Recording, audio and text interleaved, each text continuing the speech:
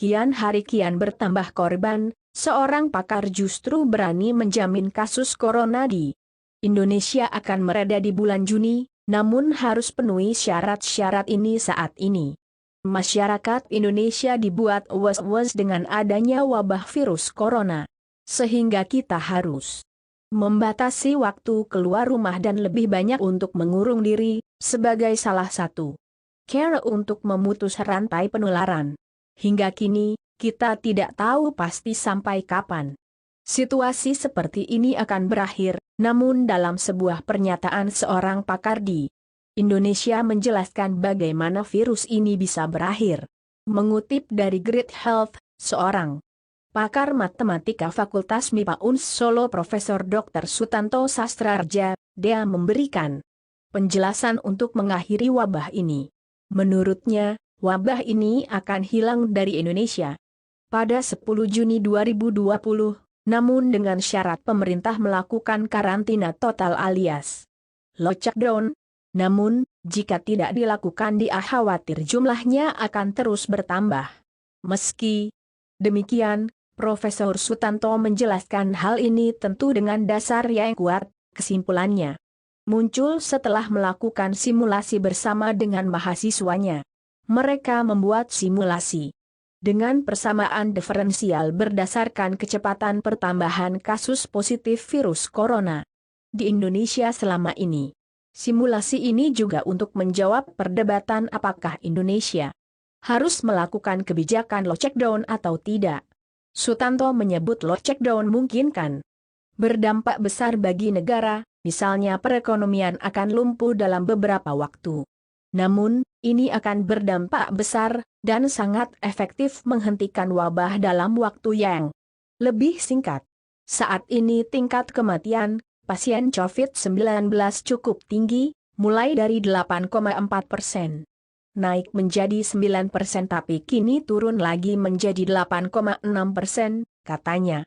Artinya orang sehat saja bisa terinfeksi sewaktu-waktu tanpa mengetahui apakah dia terinfeksi atau tidak. Hingga akhirnya baru ketahuan ketika sudah parah dan akhirnya meninggal dunia, sebut Sutanto. Dalam video presentasinya di akun Facebook Selasa, 24/3. Hal yang berbahaya adalah ketika seseorang terinfeksi namun tidak menyadari dia juga menularkan ke orang-orang yang sehat. Faktor inilah yang dinilai membuat wabah virus corona sangat sulit untuk hilang dari Indonesia, apalagi dengan rasio kematian yang lumayan tinggi.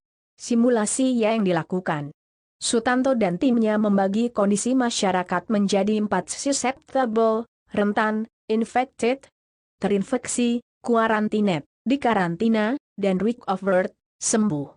Susceptible, yaitu orang yang sehat tapi rentan terinfeksi, ini sangat dipengaruhi oleh kontak yaitu beta. Kalau beta ini besar, orang sering bertemu dan berkerumun maka betanya juga akan besar pula, ada orang akan berpindah menjadi infected atau terinfeksi. Orang yang terinfeksi akan bisa meninggal, namun ada juga yang sembuh sementara orang yang terinfeksi harus dikarantina total. Besarnya angka karantina tergantung kemampuan negara dan masyarakat dalam mengisolasi diri. Menurut Sutanto, penyelesaian pandemi ini tergantung kemampuan kecepatan karantina alfa dan kecepatan penularan beta. Jika alfa besar, artinya banyak orang terinfeksi masuk karantina total. Setelah perawatan, orang yang sembuh bisa terinfeksi kembali namun dengan karantina masih bisa dihindari. Dari 267 juta jiwa jumlah orang yang terinfeksi di Indonesia bisa mencapai 6.600.000 orang, kemudian akan menurun. Dan kami hanya melakukan revisi sampai 10 Juni atau 100 hari sejak virus corona ditemukan di Indonesia. Sutanto menjelaskan jika kondisi ini dijalankan terus-menerus, pada 10 Juni, virus ini akan menurun tetapi belum hilang. Simulasi ini juga untuk menjawab perdebatan. Apakah Indonesia harus melakukan kebijakan lockdown atau tidak?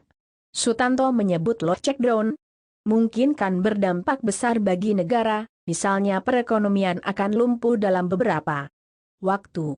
Namun, ini akan berdampak besar dan sangat efektif menghentikan wabah dalam waktu yang lebih singkat.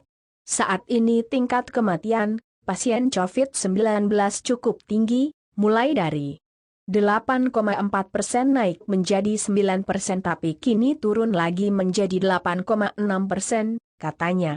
Artinya orang sehat saja bisa terinfeksi sewaktu-waktu tanpa mengetahui apakah dia terinfeksi atau tidak. Hingga akhirnya baru ketahuan ketika sudah parah dan akhirnya meninggal dunia, sebut Sutanto. Dalam video presentasinya di akun Facebook Selasa, 24/3. Terima kasih yang udah nonton channel berita terkini 86 dan jangan lupa subscribe.